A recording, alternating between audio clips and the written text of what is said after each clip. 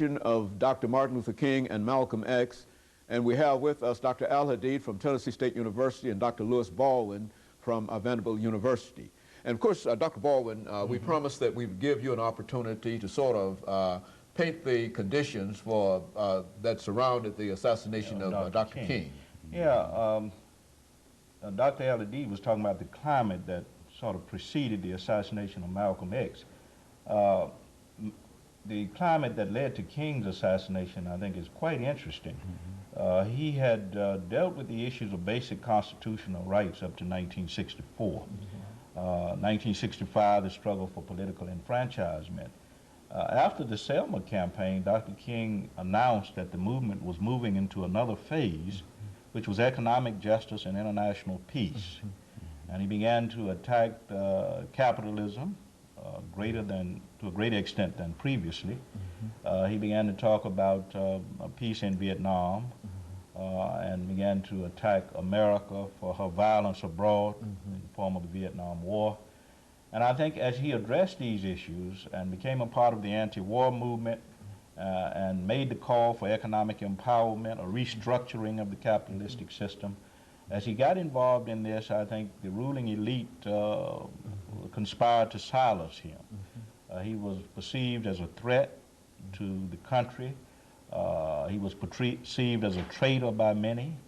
And as he called for a restructuring of the economic system or a redistribution of wealth and resources in the society, many of the liberals who had followed him previously began to back away.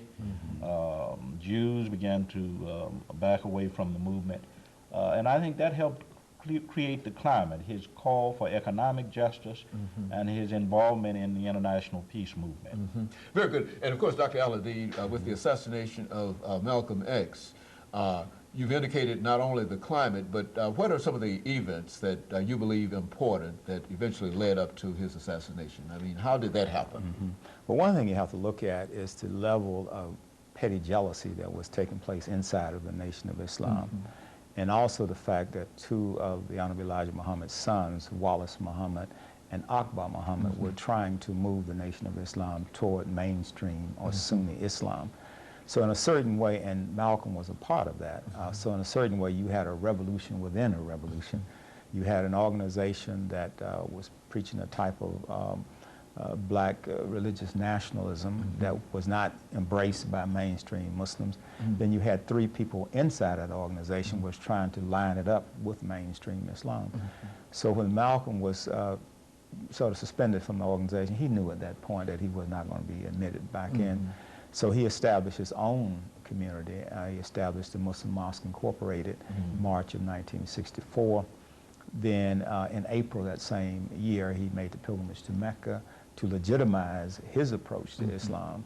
And then when he traveled through Africa, especially in Ghana, he noticed that the people there were just expatriates, but they weren't connecting with the struggle inside of the United States in terms of African Americans. So he formed a second organization, the Organization of Afro-American Unity. And so like Dr. King, once he started dealing with international issues, once he started critiquing capitalism and moving the struggle more toward class rather than race, that's the point at which he became a threat to the movement. And so when he came back inside of the United States, he was working to establish rapprochement with the civil rights movement.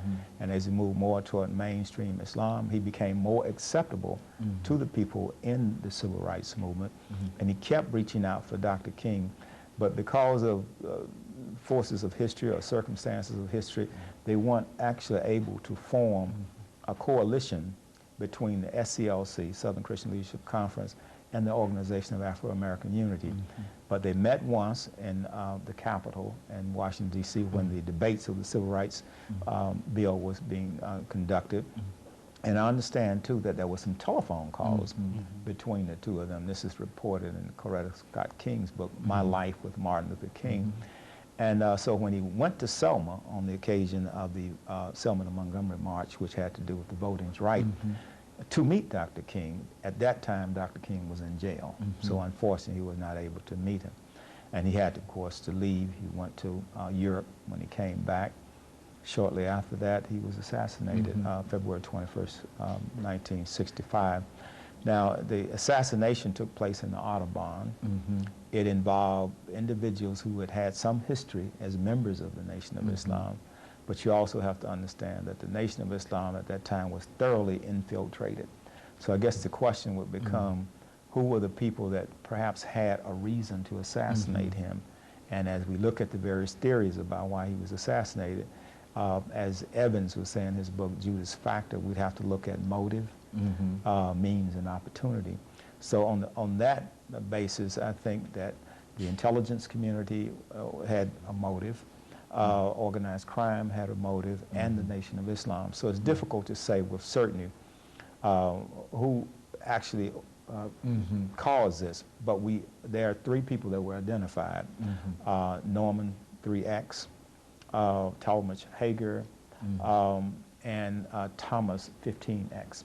And they were all connected with either the mosque in Harlem or with the New Jersey mosque in New Jersey, in the New Jersey area. And so these were the people that went to court.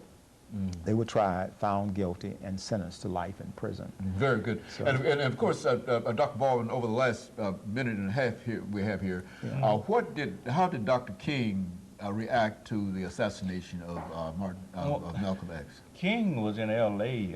For a press conference and some speeches when the news actually got to him, and he responded at that point saying that the assassination of Malcolm X was very unfortunate because it robbed the world of what he called a potential great leader, a potentially great leader.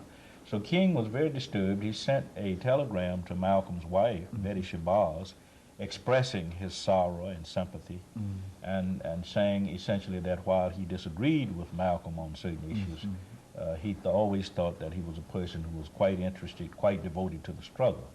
Now, in terms of the King assassination, there are basically two schools of thought. One, of course, is the lone assassin theory, that James Earl Ray alone committed the murder. Then you have the conspiracy theory, which holds that there were forces of government were involved, the intelligence community, local police officials in Memphis, perhaps organized crime. These are two different theories of the assassination, but Dr. AAl-Hadid mentioned something that I think is very important, and that is the fact that the two men were coming together, I think proved that they were becoming even more of a threat. Okay, Dr. Baldwin, let us have this commercial break, and after this we'll come back and we'll allow you to pick up at that point of trying to bring these two individuals together, and that will allow Dr. AAl-Hadid to sort of end it for us today. We'll be back with our audience following this short commercial break.